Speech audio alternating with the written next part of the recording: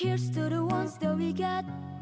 Cheers to the wish you we here but to not cause the dreams. Ada 3 latar belakang pemilu 1955, yaitu sebagai berikut. Toast to the ones here today. Toast to the ones that we lost on the way cause the dreams bring back all the memories. Pelaksanaan pemilihan umum 1955 bertujuan untuk memilih wakil-wakil rakyat yang akan duduk dalam parlemen dan dewan konstituen. Pemilihan umum ini diikuti oleh partai-partai politik yang ada serta oleh kelompok perorangan.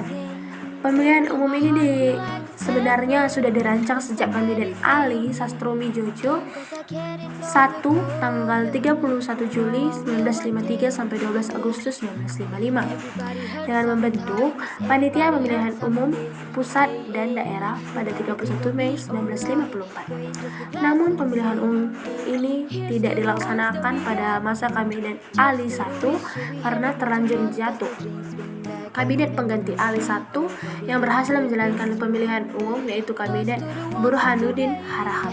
Tahap dilakukannya pemilu 1955. Tahap yang pertama diselenggarakan pada 29 September 1955 dengan tujuan memilih anggota DPR. Tahap ini diikuti oleh 29 kandidat yang terdiri dari partai politik dan juga individu.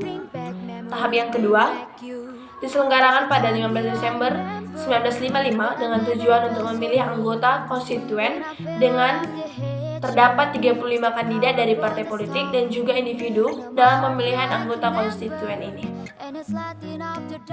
Pelaksanaan pemilihan umum dibagi dalam 16 daerah pemilihan yang meliputi 208 kabupaten, 2.139 kecamatan, dan 43.429 desa.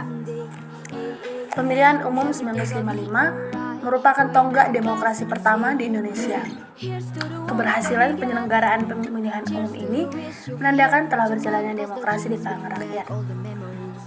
Rakyat telah menggunakan hak pilihannya untuk memilih wakil-wakil mereka. Banyak kalangan yang menilai bahwa pemilihan umum 1955 merupakan pemilu yang paling demokratis yang dilaksanakan di Indonesia.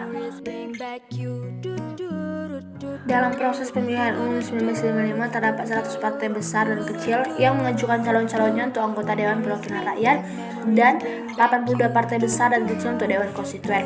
Selain itu, masih ada 86 organisasi dan perseorangan akan ikut dalam pemilihan umum. Dalam pendaftaran pemilihan tidak kurang dari 60% penduduk Indonesia yang mendaftarkan namanya kurang lebih 78 juta, angka yang cukup tinggi yang ikut dalam pesta demokrasi yang pertama. Nah, pemilihan umum untuk anggota DPR dilaksanakan pada tanggal 29 September 1955. Hasilnya diumumkan pada 1 Maret 1956. Nah, urutan perolehan suara terbanyak adalah PNI, Masyuni, Nahdlatul Ulama, dan PKI.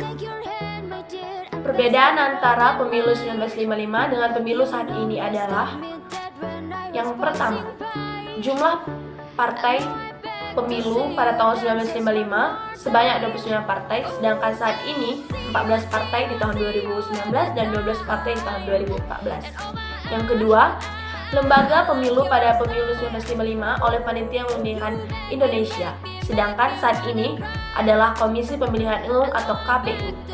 Yang ketiga, tahap pemilu berbeda pada pemilu 1955. 2 tahap, yakni yang pertama pemilihan anggota DPR dan kedua pemilihan anggota konstituen. Sedangkan pada saat ini, yang pertama pemilihan presiden dan wakilnya, dan yang kedua pemilihan anggota legislatif yaitu DPD, DPRD, dan DPR. Yang keempat, masa yang berbeda pemilu 1955 adalah 10 tahun setelah kemerdekaan, di mana negara masih belum stabil secara ekonomi dan hankam. Sedangkan pada saat ini, era reformasi, di mana kondisi negara kita dalam keadaan baik. Dan yang kelima, jumlah kursi DPR yang diperebutkan partai politik pada pemilu 1955 sebanyak 257 kursi. Sedangkan saat ini 560 kursi di 2014 dan 575 kursi di 2019.